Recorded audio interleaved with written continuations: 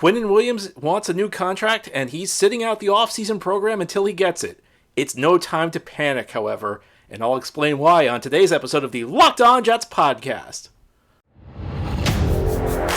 You are Locked On Jets, your daily New York Jets podcast. Part of the Locked On Podcast Network, your team every day.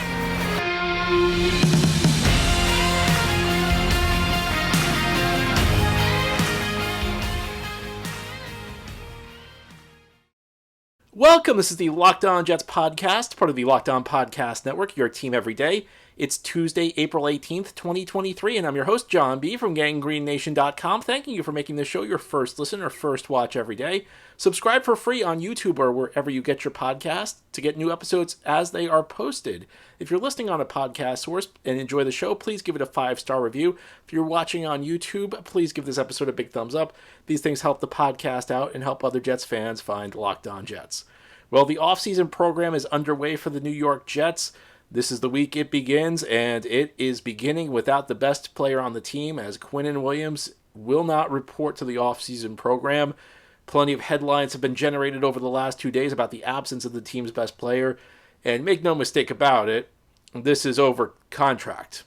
Quinnen Williams wants a new contract. He said it earlier in the offseason that he wanted a new deal wrapped up by the start of the offseason program. There is no sign that anything is close at this point, so Williams is sitting out the offseason program. It's not time to panic, though, and this is one of those things that happens for a lot of teams this time of year. This is when the offseason program begins, and players in the NFL really do not have much recourse when they're unhappy with their contract situation. It's a league where the vast majority of contracts are not guaranteed, which is unique among the major sports. In all the other sports, almost all contracts are guaranteed. And players do not have a lot of leverage. There's my favorite word. We've talked about it plenty in the Aaron Rodgers saga. But players really do not have a lot of leverage to make their team do anything. And I'm sure it's a very frustrating situation, especially for somebody like Quinnen Williams. You know what's funny is nobody ever has an issue when a player plays poorly and is cut by his team. But when a player outperforms his contract and asks for a raise that's justified, people kind of get on him. People kind of say, "Well, why? You signed the contract." It doesn't, for whatever reason, people don't use that same logic when you talk about the team. The team signed the player to the contract. When the player underperforms, the player gets cut, and that's fair. But I think it's also fair if you're going to say that it's okay for teams to cut a player or ask for a pay cut if the player doesn't perform to the level of the salary he's making. I think it's just as fair for a player who outperforms his contract to say, hey, I deserve a raise. That's how it goes. You don't see this in the other sports because the contracts are all guaranteed. Now, a couple things here that I want to point out. First of all, the offseason program, we're in the early stages, so there's not a lot going on. We're talking about lifting weights. We're talking about things along those lines. Not a lot of football activity happening right now. The second point I'm going to make is I don't worry about a Quinnen Williams, how he's going to develop, because Quinnen Williams is a finished product. And if Quinnen Williams does not know how to prepare for the season on his own at this point, I don't even know what he's doing. I don't know what we're doing here. I don't worry about established players going to the offseason program. Yeah, it's nice if they're there, I guess. I guess you want your leaders in the locker room or whatever, whatever cliche you want to throw out there. I don't think it's a big deal that he's not there, though. He knows how to get ready for the season. He can do it on his own just as easily as he can heading to the team facility and showing up for these off-season events. It's not a big deal. I worry more for like a younger guy who's trying to develop, maybe somebody like a Max Mitchell on the offensive side of the ball, somebody who needs to learn technique, who needs to drill it down. And honestly, I think it's very easy to overstate how much impact the off-season program has, even for somebody like that. But it's really, for an established player, I think that these events are not particularly that useful. To the extent they're useful, it's just sometimes you can get a quote from a player or something like that. That's something the media can do. But in terms of actual utility for a player preparing for the season, I don't see it. And beyond that, I almost think it's better when a player like Quinnen Williams doesn't show up, because once we get into the second and third phases of the offseason program, there are some football activities happening, and that means more reps for somebody who actually needs the development. Somebody else can step into that role. Maybe it makes life a little bit easier for them. Another point I want to make is that The offseason program is voluntary, and this is part of the collective bargaining agreement. And the collective bargaining agreement, you probably hear about it from time to time. It's the rules of the league, essentially. The players' union meets with the owners, and they say, these are the rules that we've got. These are the rules for player contracts. These are the rules for the salary cap. This is what's required of players. This is what's not required of players. And guess what? The offseason program, almost all of it, is not required attendance for players. That's the way it is. So when something's voluntary, again, you could say, oh, well, a player should be there. He should show initiative. He should show that he's dedicated to the team. Yeah, you can make those points, but you know what? It's voluntary.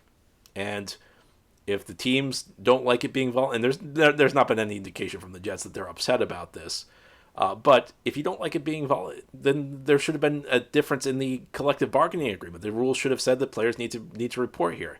There's one phase of the offseason program. There's 1 week. There's a 3-day mini camp, typically near the end of the offseason program. It's the last time the team gets together before training camp begins, and that is required. And typically players who have contract disputes do show up for that because it's required. They can be fined if they don't show up. But the rest of the offseason program, they're not able to go. They're not required to go. And somebody like a Quinnen Williams, and you see this across the league for players looking for new contracts, they'll skip the offseason program because it's one of the few tools at their disposal to express their unhappiness with their team. And you could say, well, he should show up, he should work harder. Look, Quinnen Williams doesn't need to show up to prove his value to the team.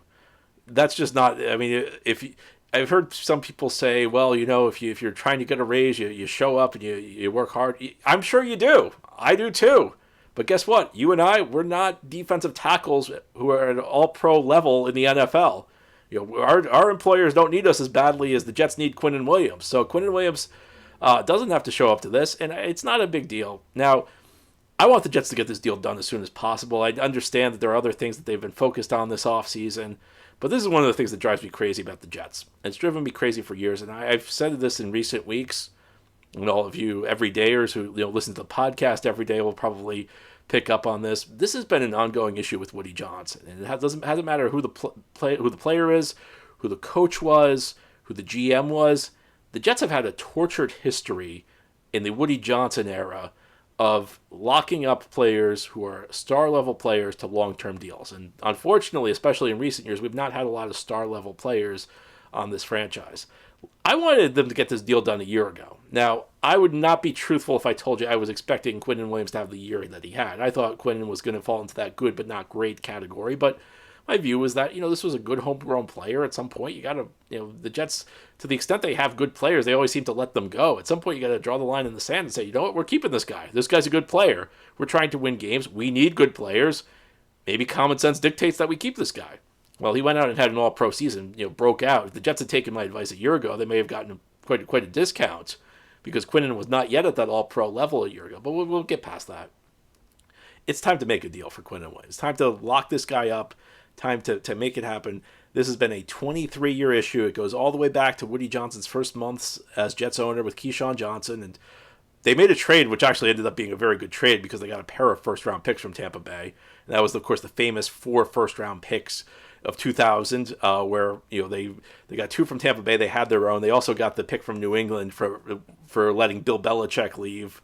That famous incident in early 2000 when Belichick was supposed to be named head coach of the Jets and then resigned and went to New England, and the Patriots sent their first-round pick as compensation. And that was the class where, of course, the Jets drafted John Abraham, Sean Ellis, Chad Pennington, and Anthony Becht with their 4 first-round picks, and then got Lavernius Coles in the 3rd round. So one of the great drafts in not just Jets history, but recent NFL history. But this has been going on for a long time. And at some point, I would like to see the Jets go through a negotiation with a star-level player that's not acrimonious. If the Jets are ever going to be a team that makes the playoffs consistently, they're going to need to hold on to good players. So I'm not in panic mode yet. Like I said, I don't think skipping the offseason program is that big of a deal. I don't think it's really anything. I think it's one of those things. There's nothing else going on right now aside from draft preparation. So people tend to focus a little bit too much on it. But I'd like to see this deal get done after the draft because Jets excuses go out the window after that. After the draft, we presume the Rodgers trade is going to be done by then. Then it's going to be the time to focus on getting Quinnen Williams locked up long term. Now, here on the Locked On Jets podcast, we'll continue to talk about the defensive tackle position, because it's not just Quinnen Williams. Jets kind of have a hold there ever since Sheldon Rankins left. And we're going to talk about one very intriguing prospect out of Pitt who could end up being a good fit for the Jets. I'll tell you who that is and why he could be a good fit as we continue this Tuesday episode of the Locked On Jets podcast. Today's episode of Locked On Jets is brought to you by FanDuel Sportsbook. We're preparing for the NFL draft. After that, it's still a long wait till the NFL season where we get real Jets games. Fortunately, though, Major League Baseball is back. We got grand slams, no-hitters, double plays to look forward to, and there's no better place to get in on the MLB action than FanDuel, America's #1 sportsbook. That's because right now, new customers can step up to the plate with a no-sweat first bet of up to $1,000. Just go to FanDuel.com/lockedon to sign up, place your first bet, and get up to $1,000 back in bonus bets if you don't win. So don't miss your chance to get a no-sweat first bet of up to $1,000 when you join FanDuel today. Just go to FanDuel.com/lockedon to sign up. FanDuel, official partner of Major League Baseball. Thank you for making Locked On Jets your first listen each day. Let's turn our focus to the NFL draft. We spent the first segment talking about Quinnen Williams, the Jets' best player who happens to play defensive tackle. But the Jets kind of have a hole at defensive tackle that's emerged this offseason because they let their other starter, Sheldon Rankins, coming off a very good season, leave as Rankins signed with the Houston Texans, and they have not replaced him yet. So all eyes are going to be on the draft right now, and at the moment the Jets hold 3 of the top 43 picks. That could change. One of those picks, probably either 42 or 43, Jets have back-to-back picks in the second round. One of those 2 picks is, at least at this point, seems likely to go to Green Bay as the Jets try and trade for Aaron Rodgers, but who knows? And there's an intriguing prospect out of Pitt this year, a guy who I think actually could be a good fit for the Jets. I think he's a Robert Saleh kind of defensive lineman, but he's a bit of a controversial prospect. It's tough for me to believe the draft's less than 2 weeks away, and we haven't focused enough on the draft this year on Locked On Jets because we've been so focused on Aaron Rodgers. So I want to talk about some of the prospects in the days leading up to the draft. And there's a guy who really intrigues me, a bit of a unique prospect, Calijah Kancey out of Pittsburgh, a bit of an undersized defensive tackle. Now, I think one of the things you got to be careful is there was another undersized defensive tackle out of Pittsburgh 9 years ago, and he was very athletic, much like Calijah Kancey is. That guy was Aaron Donald. I think there's a little bit of danger in making these surface level comparisons, saying, well, this guy has some similar traits to Aaron Donald and went to the same school, therefore he's going to be like Aaron Donald. That's the same thing as saying, well, you can't draft a quarterback out of USC because of Sam Darnold and Mark Sanchez. It's very shaky ground that you're on when you make a proclamation like that. So you have to judge these prospects on their own terms. And Kancey's really, he's very unique. First of all, he's a little undersized for the defensive tackle position. He's around 280 pounds, but he also has very short arms. We're going back to very short arms. Yesterday, I talked about Peter Skoronski out of Northwestern, an offensive lineman with short arms. Kancey has among the shortest arms, in recent memory for a defensive tackle prospect. So he's undersized. He's not physically built. He's physically built kind of small, both in terms of just how big he is and the wingspan. But he's extremely athletic. I mean, he dominated the athletic testing at the Combine. And it's not just that he did it at the Combine. It shows on the field. And he also has a pretty advanced repertoire of pass rush moves, of ways to disengage. He does a good job of getting leverage on guys because he's so explosive off the snap. So it's a challenge because one of the things I think, another thing you get carried away with are player comparisons. Who's this guy like in the NFL? And there aren't a lot of guys like Calijah Kancey who are that undersized but just dominate on athleticism at the defensive tackle position. And I think really one of the reasons you look for a comparison, you look for somebody who's similar, is because you want to say, okay, I know a guy with these traits can succeed in the NFL. Because you don't know. It's always a bit tricky to project a guy who's a bit of a unique player. And that's where we are with Kancey. Now, I tend to go on the side, and this is, I don't know if it's bias, but the Garrett Wilson experience last year kind of reminded me of something. It seems very basic, and I think one of the reasons it resonates with me is that there's too much over-analysis of these draft prospects. And what Garrett Wilson reminded me of last year is it's good to have guys who know how to play the game of football. Guys who understand technique, who understand how to attack an opponent, who understand the mental side of the game. That's a good thing. It's not a bad thing. Quinnen Williams, when he was drafted out of Alabama in 2019, there's an old phrase, pass rushing with a plan. And that's what Quinnen Williams did. He knew how to set guys up. He knew a counter if his first move got stalled. That's a good thing to have. And I think sometimes in the draft we get a little carried away with the idea, well, this guy just dominates, this guy's an incredible athlete. We could just teach him how to play. Well, that's great if you can, but how many of those guys end up being busts? It's an exact science. Now, with Kancey, you have a guy who dominated some physical aspects of defensive tackles, particularly at the combine, but he also showed some nuance to his position. He showed some nuance to his game, understanding, again, it was some good moves. A guy who, is a pretty refined prospect. And I guess, even though I don't have a template for him, I've struggled to think of a guy he's like. And I think I don't really love the whole comparison thing, because I think these players are all individual. They all kind of do their own thing. But really, when it comes down to it, if I'm not sure about somebody, I look at the film. I think that's the best way to do it. And I think he's got good film. I think he's an impressive player. So, where should the Jets draft him? I don't think he's an option at 13. And the way I view these draft picks a number of different ways, but one of them is kind of like, if you're at a casino, how much would you be willing to bet on this guy? Would you be willing to go all in? You have some question marks because of the size. I think that on some level, you worry a little bit about it. But the refinement of the game and the athleticism, and maybe he does it a different way than a lot of other guys. The other aspect of this is he just seems like a Robert Saleh kind of defensive lineman for me. And, he's not the right fit for every team. There are other systems where maybe he doesn't fit, but Robert Saleh wants guys who explode, who just shoot up the field. And I'm not sure there's a more explosive type athlete at the defensive tackle position than Kancey. And, Saleh likes guys who can play, defensive end and defensive tackle. John Franklin Myers in a lot of schemes is going to be a defensive tackle, an interior type guy. But Saleh kind of slides him and he plays defensive end. So I think that this could be a guy who could be an interesting player for the Jets. I don't know if he's going to last all the way to 42, 43. If he does, though, I think he's an intriguing prospect. I also think that, in a scenario where you trade down from 13, and that could be on the table, this year's not viewed as a really deep class. I guess that's part of the reason, you talk about some of these prospects who intrigue me, who have flaws, and that's because there aren't a ton of outstanding prospects this year. Everybody's got their own flaws, so you got to pick what you prioritize, and I happen to prioritize game film. I've kind of come back to that. Thank Garrett Wilson for that. But sometimes it's that simple. So, you see these YouTube videos like this one, I guess, if you're watching on YouTube. But you see these film breakdowns, and you see all these people on Twitter scouting, and sometimes you just forget. The ability to play football is an important thing. The ability to know what you're doing at your position, that's really important, and it's kind of something that helps you hedge your bets. So Kancey, I think, in a trade down scenario, in a situation where he falls into the second round where the Jets are making one of their two picks, maybe he's the guy. But there's another defensive tackle prospect I want to talk about today. ESPN's Mel Kiper and Todd McShay did the mock draft, and they had the Jets picking this guy in the second round. I'll tell you who it is and why he could be a fit as we continue this Tuesday episode of the Locked On Jets podcast. This is the Locked On Jets podcast on this Tuesday. We're talking about the defensive tackle position. Jets have one great defensive tackle, but Quinnen Williams needs some help. And there's plenty of buzz about the Jets potentially going defensive tackle at either 13 or 42 or 43. Those are their three picks on the first 2 days at the moment. And Mel Kiper and Todd McShay of ESPN did their annual joint mock draft. Each year right before the NFL draft, they collaborate on the draft and they alternate picks. One guy takes the odd picks, one guy takes the even picks.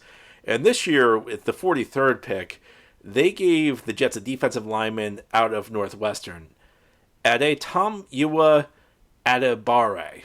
And he is an intriguing prospect because he's about 280 pounds. He runs a phenomenally fast 40 time.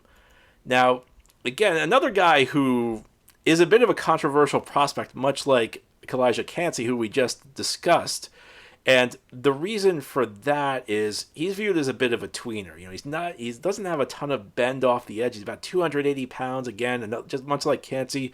So that's a size where maybe you're a little too big to play defensive end in a lot of systems. You're a little too small to play on defensive tackle. But again, this may not be a guy for everybody. I think he could be a guy for the Jets because of the Saleh defense. With Robert Saleh, he'll adjust. Listen, that year in 2021, the Jets blitzed a lot.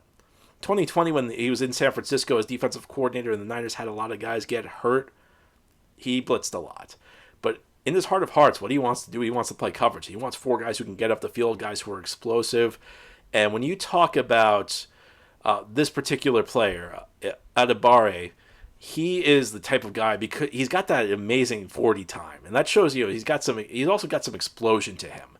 And again, you think about what the Jets have on the defensive line. You also think about the way Robert Saleh builds his defense. He comes from the Pete Carroll school, and Pete Carroll in Seattle through the years has had a reputation for doing some unconventional things on the defensive line. A lot of teams, especially teams with four-man lines, which kind of descended to the old 4-3 defense where you have two defensive ends, two defensive tackles. The traditional way is you have two lighter guys on the end who their job's to just fire off the edges, and then two bigger guys to clog the middle.